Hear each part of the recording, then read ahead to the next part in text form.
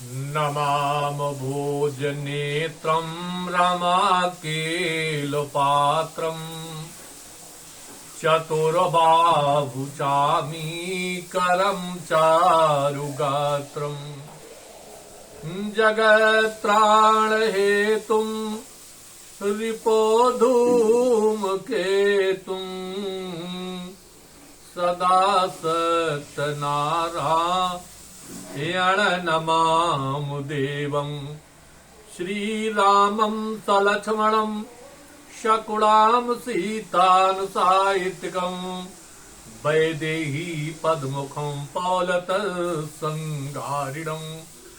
वन्दे पद्मदाम्बुजगशुकरमुग्भक्तानुकम्पाकरं शत्रुघ्नेन हनुमन्ता च भरतेन सेवितं राघवम् कलकलशुविनाशं कामसिद्धप्रकाशं सुखरमुखभासं भूसरेशप्रकाशं विबुधविलासं साधुचर्यां विशेषं नपतवरचरित्रं भोसृङ् इतिहासम्।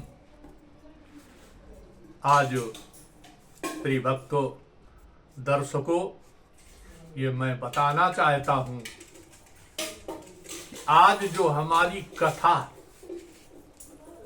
कथाएं जो चल रही, कथा तो बहुत हो रही है, लेकिन कथा नहीं हो रही। क्या हो रहा? इतिहास किसी का दुख दूर नहीं करता है। इतिहास केवल उदाहरण के लिए माना, चूंकि, परंतु, किंतु जब तक उत्तर न आ जाए। उत्तर क्या है? कथा। तब तक इतिहास माना, चूंकि जैसे मान ले कि किसी ने पूछा या पूछा गया तो बताया कि हमारे पिताजी जिमीदार थे। जिमीदार थे, लेकिन तुम क्या हो? जिमीदार थे, लेकिन तुम क्या हो? तुम एक चौकीदार तक नहीं हो। इतिहास कोई काम में नहीं आता है। इतिहास किसी का दुख दूर और दुख में डालता है। बाबा जिम्मेदार थे। हमें कष्ट होता है कि आज बाबा बर्बाद न हो जाते, वो संपत्ति मुझे दे जाते तो आज मैं भी लखपति करोड़पति हो। उनके लिए श्रद्धाएं, हमारी गंदी भावनाएं, गंदे भाव, हमारे विचार होने लगते हैं। इसलिए इतिहास किसी का दुख दूर नहीं करता है। असलियत में कथा क्या है? उत्तर। इसलिए आज हमारी जो हमें कथा सुनने के लिए मिल रही है, केवल कहने की कथा है, बाकी मुझे इतिहास सुनाया जा रहा है, जिससे आज हम कष्ट में कष्ट होने के बाद लड़ाई झगड़े यहां छोड़ करके जा रहे। इसलिए हमें कथा कहनी चाहिए। कथा से हमारे सारे दुख दूर होते हैं, सारी मनोकामना हमारी निश्चित पूर्ण होती है, इसमें कोई संशय नहीं। आज भी कथा सुन करके देखें, अगर कष्ट दूर ना हो तो भगवान की कथा पर कभी संशय नहीं करना चाहिए। इसलिए निश्चित अगर कथा श्रवण करेंगे तो हमारी सारी मनोकामना दूर हो जाएंगी। जो कथा से लोग भागते हैं, दूर होते हैं, तुम्हारा दुख कौन दूर करे जब तुमने कथा सुनी नहीं। और कथा सुनना क्या? कथा पान करना है, पीत्वा है, पीत्वा। हम कथा को सुन करके और पिए। बाबा जी ने भी लिखा है कि सुन समझई मुदित मना मज्जई अति अनुराग, लय अछत फल तार तनु, साधु समाज प्रयाग। कथा को श्रवण करें, सुने, समझें, मंथन करें और फिर उसको पान करना है। जब आप पिएंगे तो अमृत तो है, मोक्षदायिनी है, हमें चारों पुरुषार्थों का फल प्राप्त हो जाएगा।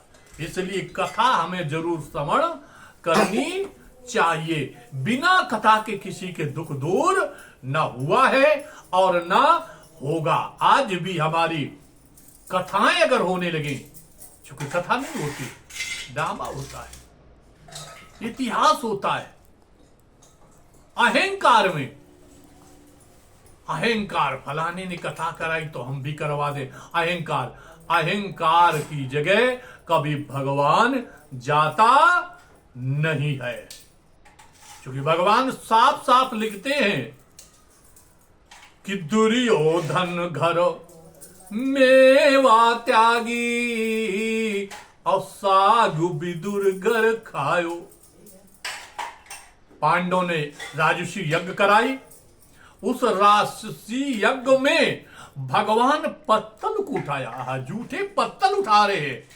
और जब अहंकार में दुर्योधन ने यज्ञ कराई, भगवान को निमंत्रण दिया, लेकिन भगवान नहीं गए। आडंबर में कभी भगवान जाता नहीं। निर्मल मन जन सो मोहि पावा, मोहि कपट छल छिद्र न भावा। इसलिए कथा आज भी अगर होने लगे, क्योंकि हमने ये श्लोक पढ़ा, कथा छूट गई, तो इसलिए कथा जरूर श्रवण करें।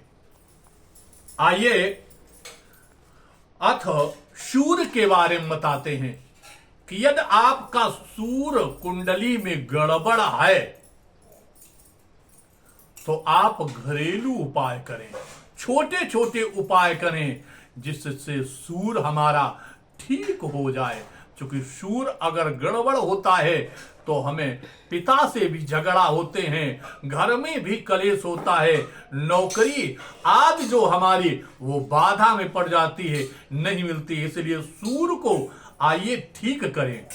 जिसका सूर कुंडली में गड़बड़ है तो हम उपाय बताते हैं, इस उपाय को घरेलू कर करके और अपनी सूर को ठीक करें, जिससे हमें ये लाभ प्राप्त होए। आइए लाल चंदन, आप लाल चंदन लें 50 ग्राम, और बेल पत्र 50 ग्राम, और लाल कमल का पुष्प 25 ग्राम, लाल गुलाब का पुष्प 25 ग्राम, बेल की लकड़ी 50 ग्राम, पठानी लोद 25 ग्राम, केसर 25 ग्राम। इसके कूट लें, पीस लें, सबको मिला करके कूट पीस करके और एक डब्बे में रख लें। और फिर थोड़ा थोड़ा क्या करें, कूट पीस करके स्नान के जब स्नान करने जाएं तो थोड़ा सा उसमें निकाल करके 5 या 10 ग्राम एक बाल्टी, जो बाल्टी जल में उसको आप डाल लें और डाल करके उसी से स्नान करें, स्नान करें। और स्नान करने से महाराज जी कहते अगर इस प्रकार स्नान न कर सकें तो फिर लाल एक पोटली में, लाल कपड़े में लें, और कपड़े में लेकर के कहते हैं कि पहले लाल कपड़े 1-2 तोला चूर्ण पोटली में स्नान जल में डाल दें, फिर स्नान करें। इस प्रकार से स्नान करने से हमारा जो सूर गड़बड़ है वो सूर बिल्कुल ठीक हो जाएगा। घरेलू उपाय है, इसलिए उपाय को जरूर करें जिससे हमें नौकरी, पिता के झगड़े आदि कलेश से हमारा निवारण, छुटकारा प्राप्त हो। इसलिए भगवान की कृपा अवश्य हमारा सूर ठीक हो जाएगा। बोलो गोविंद भगवान की।